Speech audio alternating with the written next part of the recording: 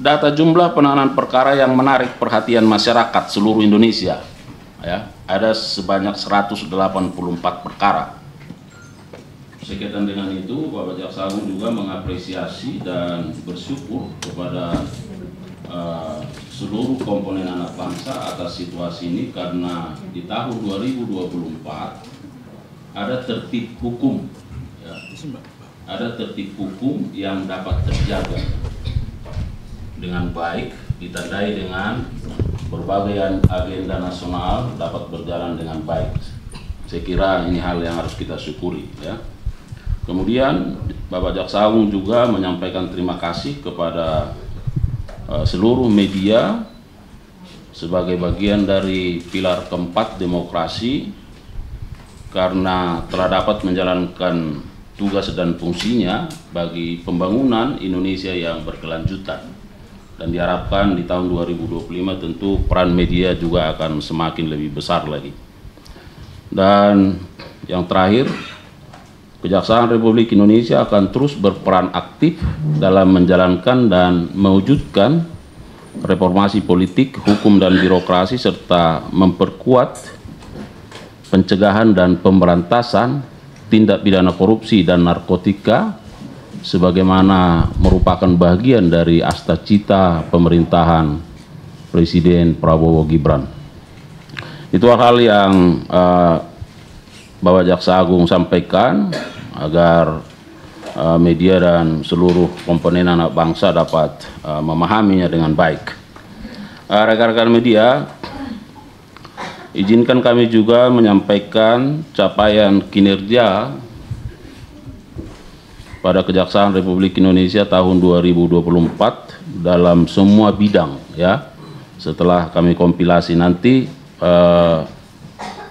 tertulisnya kami sudah buatkan dalam bentuk buku, akan dibagikan, ya, sebagai bahan untuk kita semua. Yang pertama, bidang pembinaan.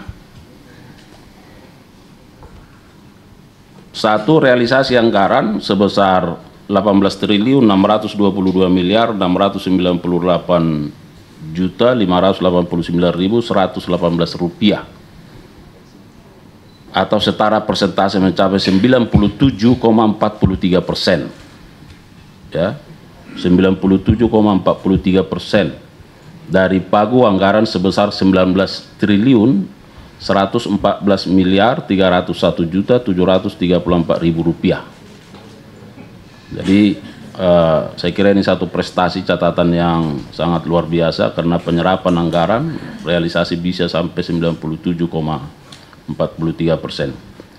Sedangkan yang kedua, realisasi penerimaan negara bukan pajak atau PNBP, ya, yang kita peroleh dari tahun 2024 sebesar 2.025.669.088.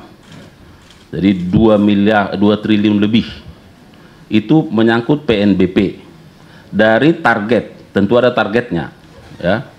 Dari target 1.700.225.085.000, ya. Jadi dari target yang hanya 1,7, kita bisa memperoleh, merealisasikannya sampai 2 triliun lebih, ya. Kemudian realisasi kinerja pada bagian reformasi birokrasi di Kejaksaan Republik Indonesia pada triwulan ketiga dalam mendukung upaya transformasi pelayanan publik dengan indikator kinerja IKA 1, persentase satuan kerja Kejaksaan Republik Indonesia mendapat pendampingan pembangunan zona integritas menuju WBK WBBM sebanyak 21 satker dari target 33 satker. Nah, jadi ini juga sangat signifikan, ya. 21 satker ini akan mendapat pendampingan pembangunan zona integritas menuju wilayah bebas dari korupsi, ya, wilayah birokrasi bersih melayani, ada 21 satker. Selanjutnya, capaian kinerja bidang pembinaan dalam menerapkan satu data Indonesia antara lain pengadaan pengembangan statistik dan sinkronisasi data kejaksaan, kemudian perwujudan indeks statistik sektoral, kemudian pelaksanaan rapat koordinasi teknis pemutahiran data prioritas tahun 2024, serta pembuat kebijakan terkait satu data Indonesia.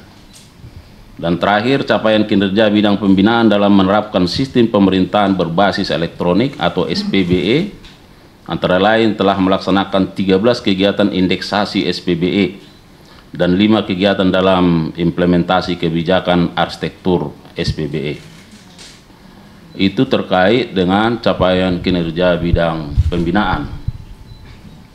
Kemudian capaian kinerja bidang intelijen.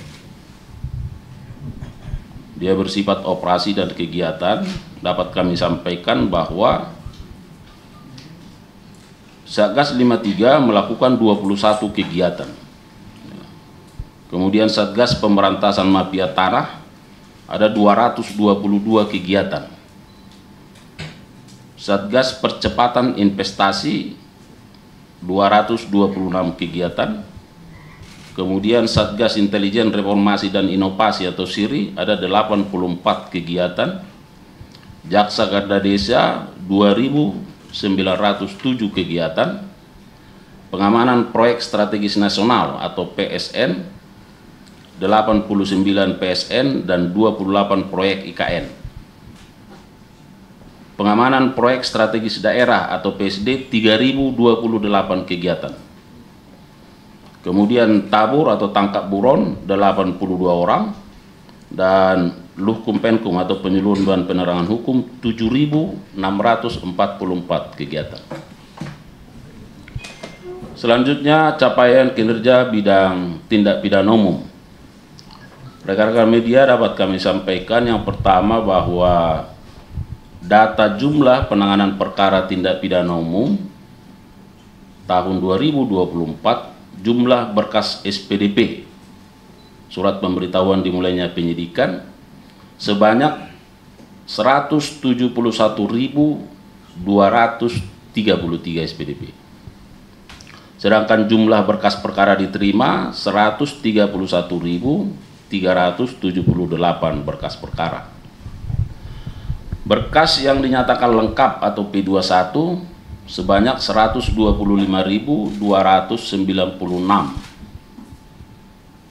berkas perkara, dan berkas yang dilimpahkan tahap 2 132.598 perkara, dan putusan 95.874 perkara, dan yang sudah dieksekusi sebanyak 99.105 perkara. Kemudian data jumlah penanganan restoratif justice, ya, penanganan perkara, penyelesaian perkara secara restoratif pada periode Januari sampai Desember 2024 sebanyak 1.985 perkara. Sedangkan data jumlah rumah keadilan restoratif atau rumah RJ yang telah berdiri hingga bulan Desember 2024 sebanyak 4.654 rumah restoratif justice. Dan data jumlah balai rehabilitasi Adiaksa telah berdiri hingga bulan Desember 2024 sebanyak 116 unit. Tentu ini di seluruh Indonesia, ya. Kemudian capaian bidang tindak pidana khusus. 1. Data jumlah penyelidikan, penyidikan, penuntutan dan upaya hukum baik banding, kasasi dan peninjauan kembali dapat kami sampaikan sebagai berikut.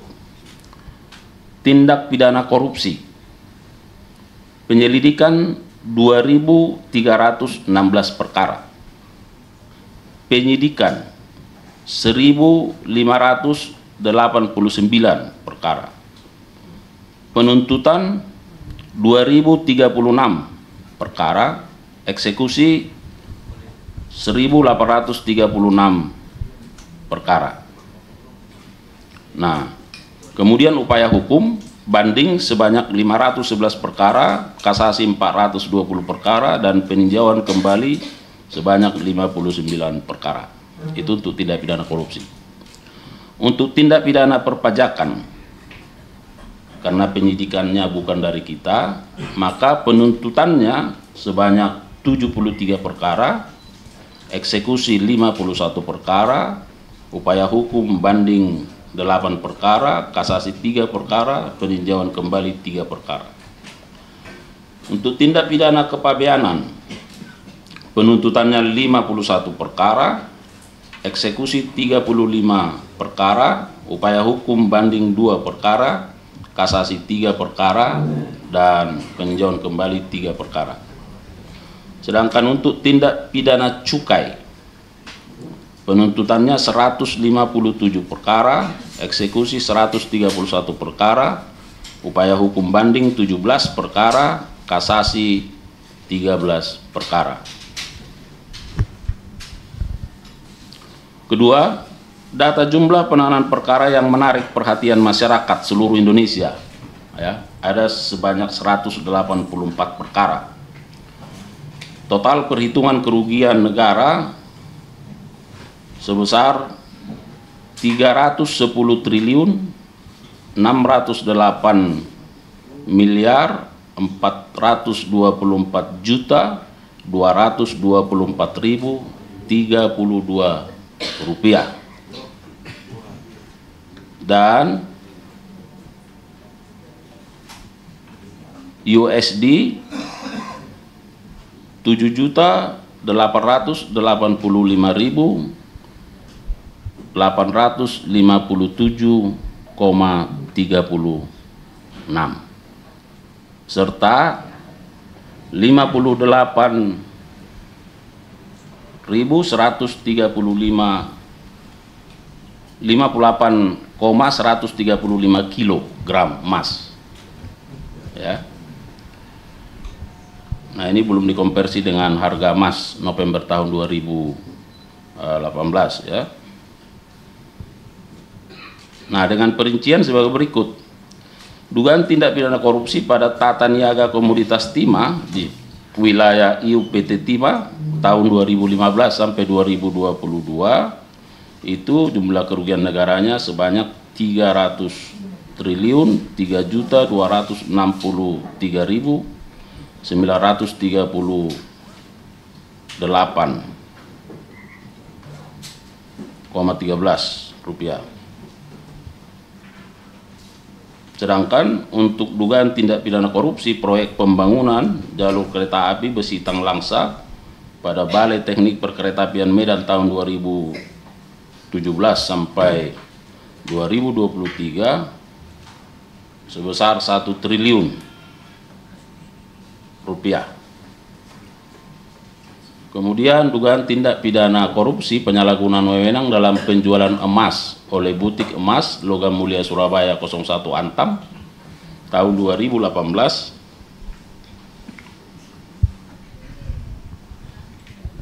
sebesar 1.736.839.584 rupiah dan emas 58,135 kg.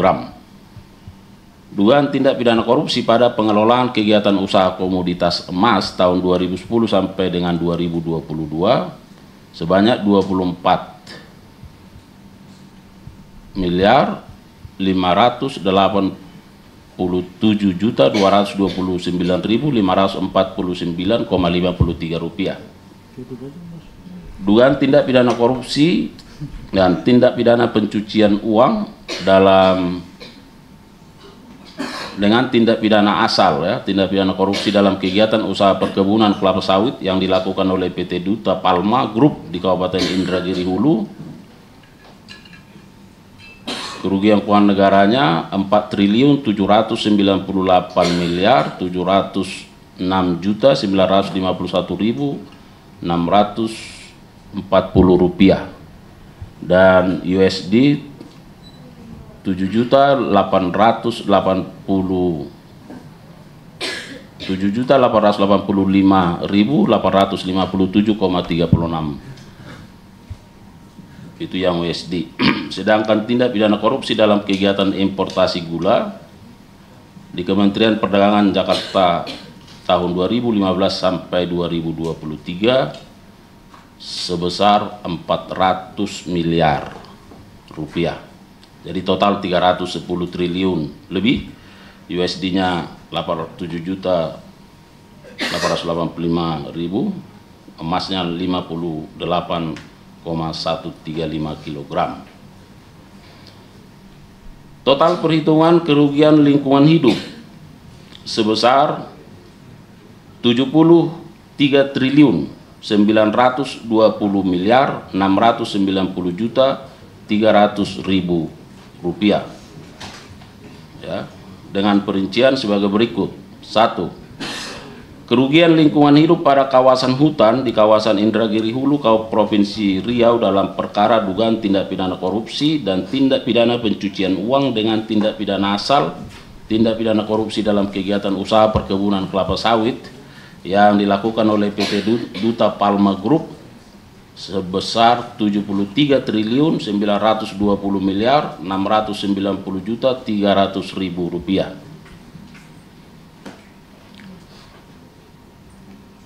Sedangkan jumlah kerugian negara dalam perkara dugaan tindak pidana korupsi tata niaga komoditas timah di wilayah IUPT Timah tahun 2015 sampai 2022 dengan perincian sebagai berikut.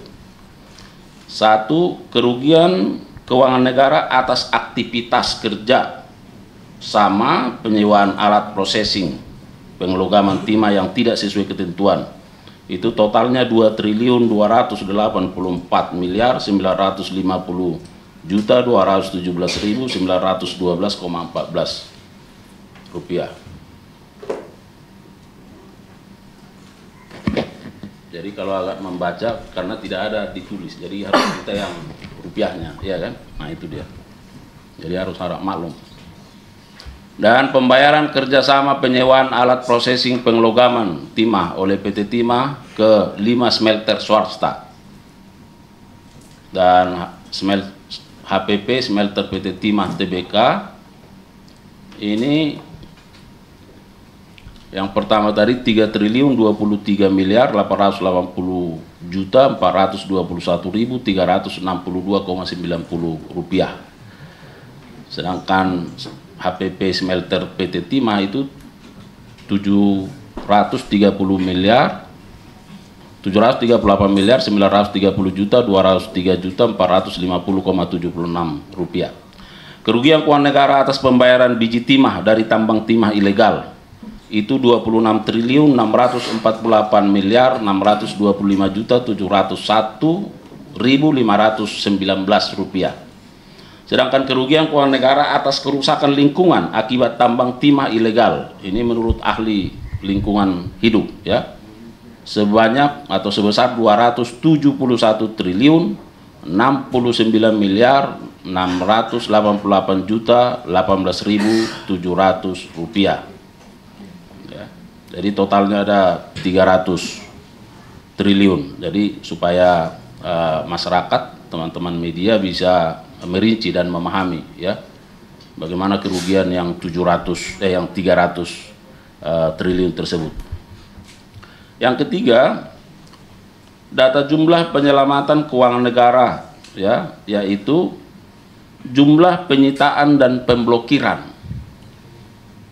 yang dilakukan sebesar 44 triliun 138 miliar 7.447.462 rupiah. Dan data jumlah penyelamatan keuangan negara yang berhasil disetorkan ke kas negara berdasarkan penerimaan negara bukan pajak atau PNBP Kejaksaan Republik Indonesia sebesar 1.697.121.121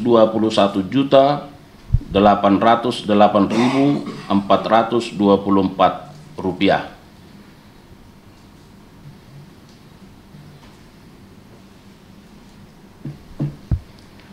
Selanjutnya, capaian kinerja bidang perdata dan tata usaha negara. Penyelamatan dan pemulihan keuangan negara. 1. Penyelamatan keuangan negara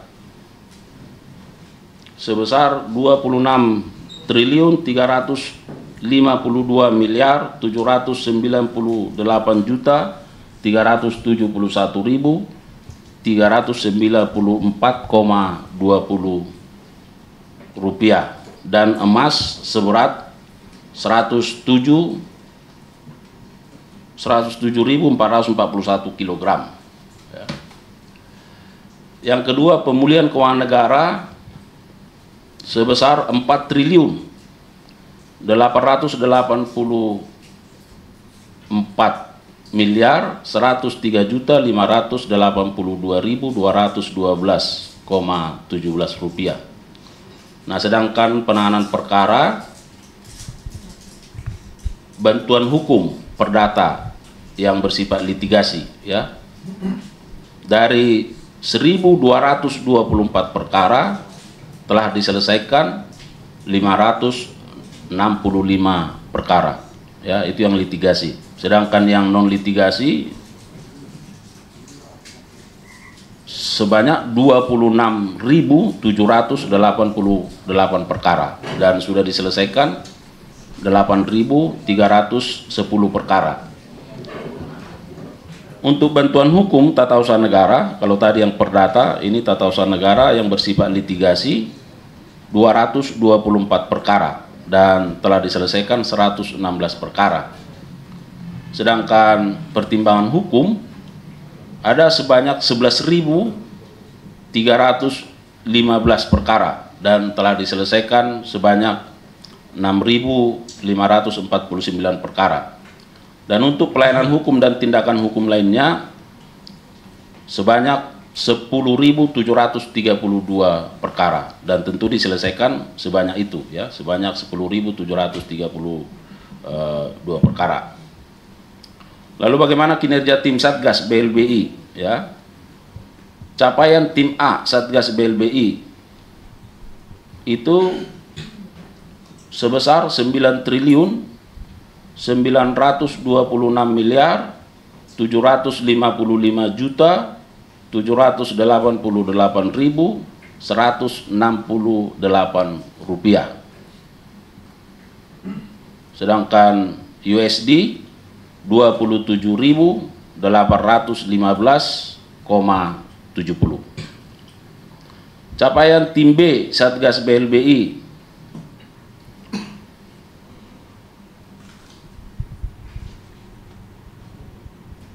sebesar 11.953.138.186,80 rupiah.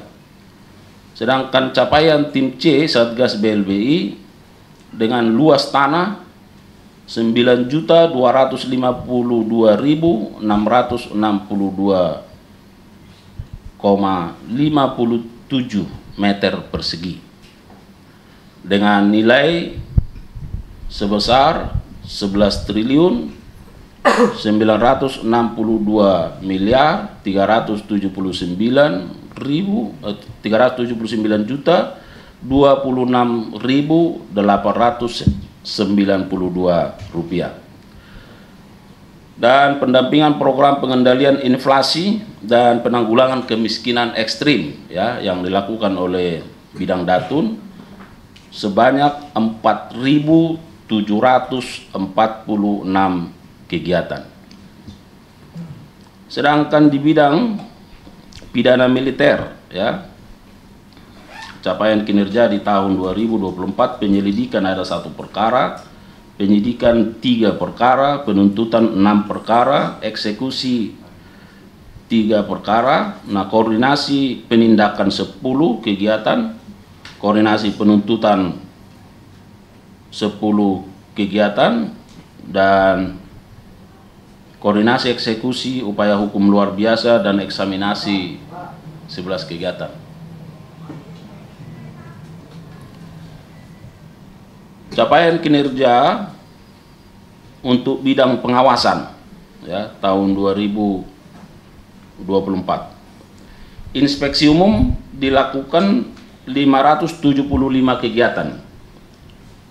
Pemantauan sebanyak 546 kegiatan, supervisi dilakukan 4 kegiatan, inspeksi khusus 414 kegiatan, inspeksi pimpinan 9 kegiatan, klarifikasi 370 kegiatan, inspeksi kasus 189 kegiatan, penanganan laporan pengaduan sebanyak 1443 pengaduan dan telah diselesaikan 1126 pengaduan.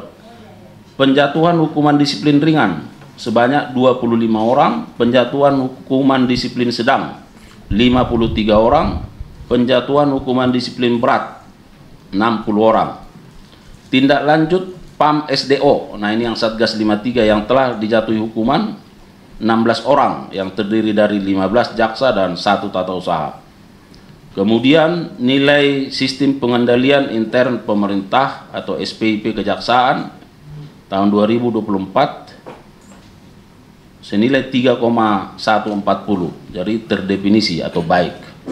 Kepatuhan pelaporan LHKPN 95,20%, whistleblowing system 10 kegiatan, penanganan gratifikasi 11 kegiatan, pembentukan unit penanganan dan perlindungan pelaporan pelanggaran hukum tingkat kejaksaan tinggi untuk pelaksanaan benturan kepentingan ada 18 kegiatan, dan pelaksanaan saber pungli sebanyak 70 kegiatan.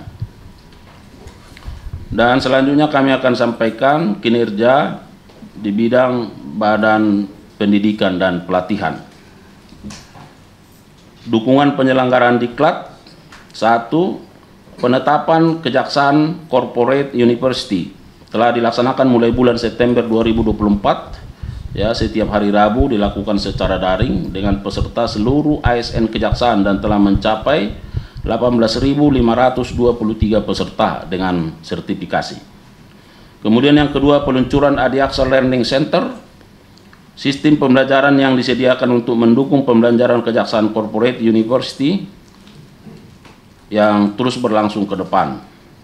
Kemudian yang ketiga, workshop kurikulum Kejaksaan Corporate University. Telah dilaksanakan workshop Kejaksaan Corporate University pada tanggal 12 sampai 17 Desember 2024, diikuti 36 peserta dari utusan seluruh bidang dan badan diklat.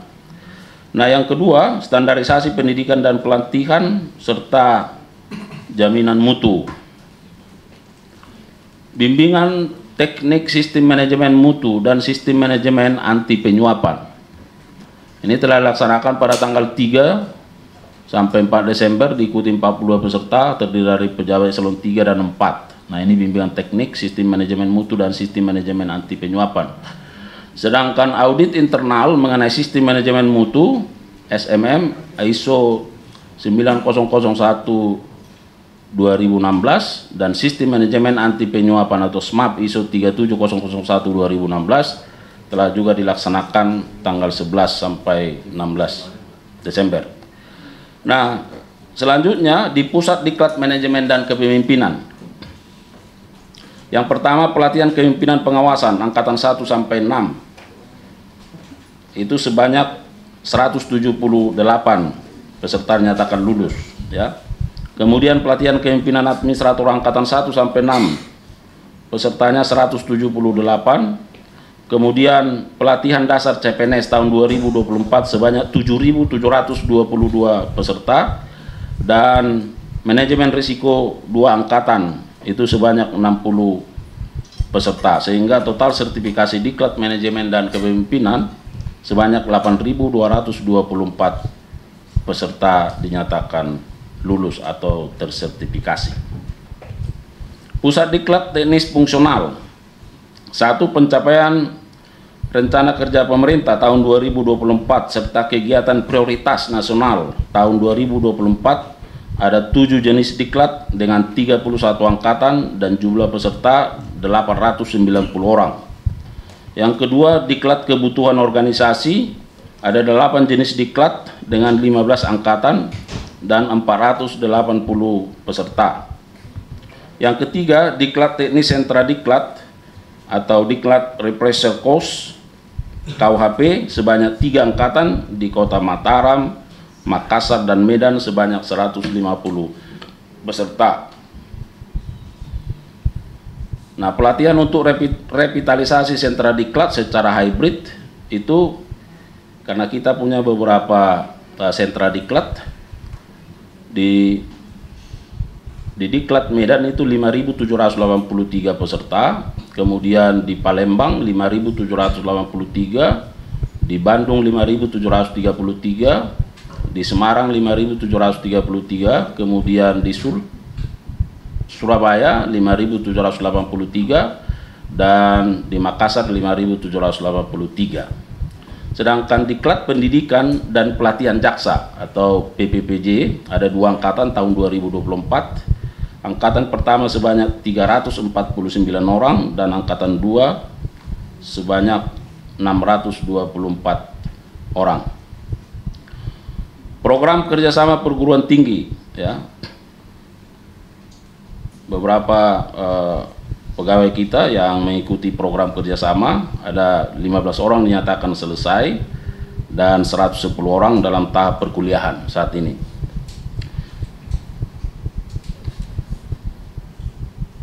Sedangkan pelatihan sertifikasi keahlian dari Badan Nasional Sertifikasi Profesi ada 6 kegiatan dengan jumlah peserta 625 orang.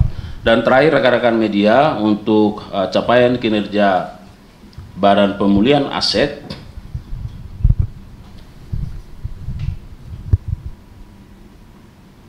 barang rampasan bergerak atau tidak bergerak ada 19.855 barang, ya.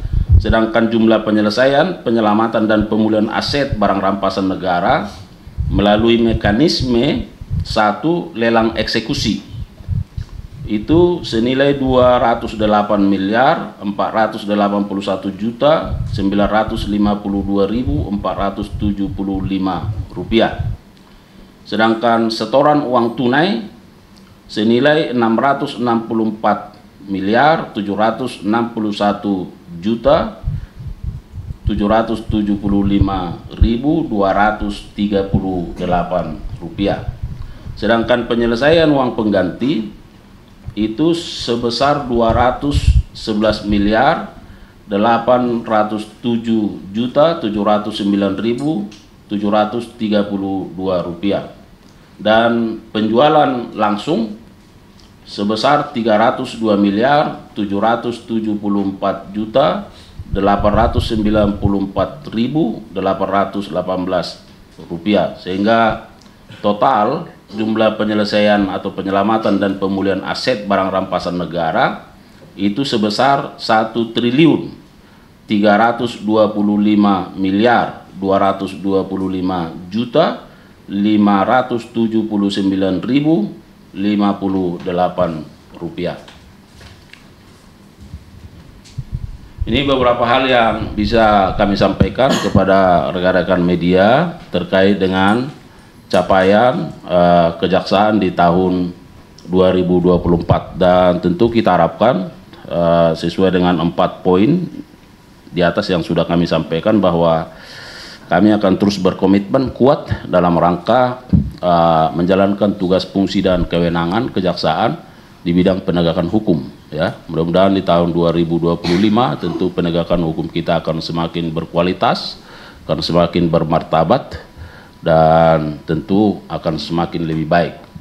Kami sangat menghargai dan menghormati setiap komponen anak bangsa yang memberikan dukungan kepada institusi kejaksaan yang terus bergerak ke arah yang lebih baik. Saya kira itu hal-hal yang bisa kami sampaikan pada kesempatan yang baik ini. Mohon maaf kalau ada kekurangan. Billahi taufiq wal hidayah. Wassalamualaikum warahmatullahi wabarakatuh.